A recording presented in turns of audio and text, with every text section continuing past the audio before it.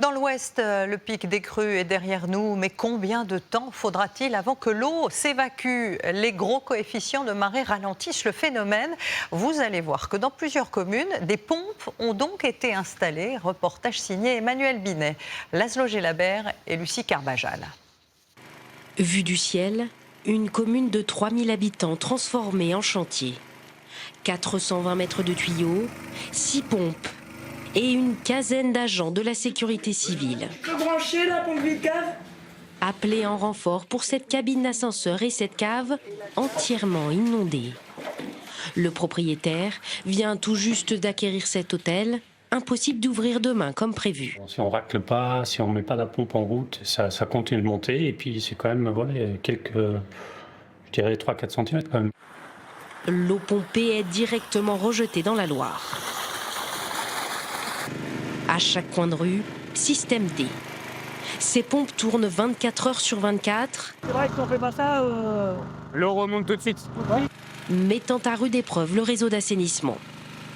Les motopompes permettent de diminuer la pression dans le service d'eau pluviale et éviter l'inondation de tout le quartier à Montjean-sur-Loire. À 25 km de là, Ancenis-Saint-Géréon a évité le pire. Seul un camping et un stade ont été inondés grâce à d'importants travaux. Quand elle fonctionne bien, on a perdu 10 cm depuis hier. Donc même si la Loire... À 6 mètres de profondeur, une pompe appelée de refoulement.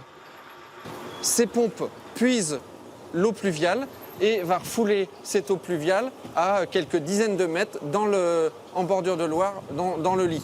Et ça nous donne l'assurance de ne pas avoir d'inondation sur les points bas. 1000 mètres cubes par heure défilent ici sous nos pieds, comme dans les 2 autres postes de crue de la ville. Si on n'avait pas eu les pompes, bien évidemment, le coût aurait été plus important.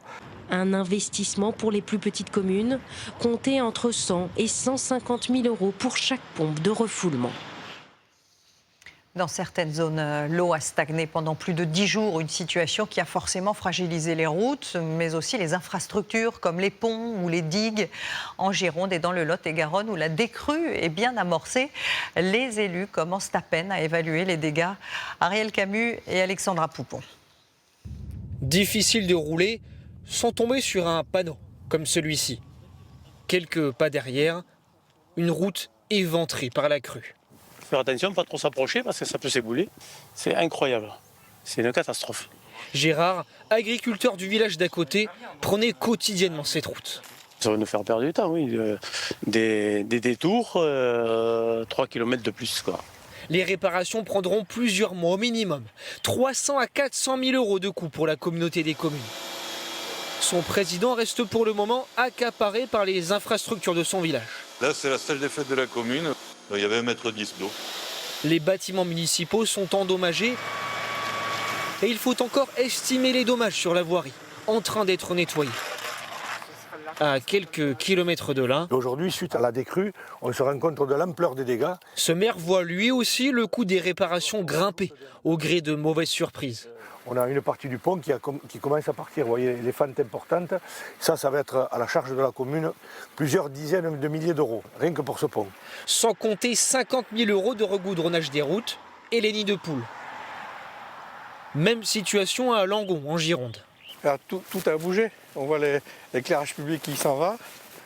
Regardez, là les tabliers ils sont levés. Et là on en a pour des semaines et des mois. L'inventaire de toutes les voiries détruites sera dressé dans les semaines à venir. Mais la facture du chantier s'annonce déjà exorbitante. On sait que c'est des centaines et centaines de milliers d'euros. Probablement que sur la communauté de communes, ça va se chiffrer en millions d'euros. Si les dommages sont reconnus comme catastrophe naturelle, l'État devrait fournir une aide financière. Le reste, ce sont les départements et les communes qui devront l'assumer. Et puis en Charente-Maritime, c'est une rentrée des classes contrariée qui s'annonce demain. Certaines écoles ont été inondées et les élèves sinistrés vont avoir des difficultés à rejoindre leurs établissements. Pourtant, vous allez le voir, tout est fait pour qu'ils puissent reprendre le chemin de l'école dès 8 h. Yaël Chambon et Pierre Jagline sur place. Clara, lycéenne de première, prépare ses affaires pour demain. Dans cette commune encerclée par l'eau, son trajet vers l'établissement ressemble déjà à une expédition. On va devoir prendre des camions militaires pour après prendre une navette et après pouvoir prendre notre bus pour aller jusqu'au lycée. Dans cette zone, des dizaines de routes sont coupées par l'eau.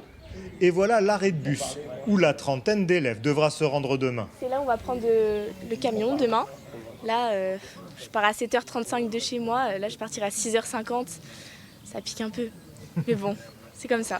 À Saintes, pas de camion militaire, mais 2 écoles primaires et une élémentaire sont fermées, soit plus d'une centaine d'élèves concernés. L'école se trouve à droite, voilà, derrière le portail vert là.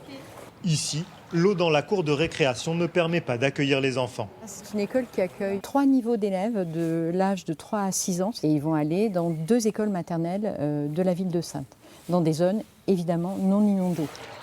Une partie des 40 enfants de cette école devra traverser la ville, 20 minutes à pied, pour rejoindre cet autre établissement où des classes ont été préparées pour eux.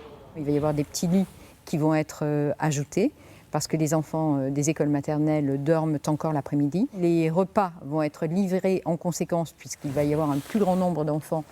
Avec des trajets rallongés pour cette rentrée des classes spéciales, les équipes pédagogiques fermeront les yeux sur d'éventuels retards.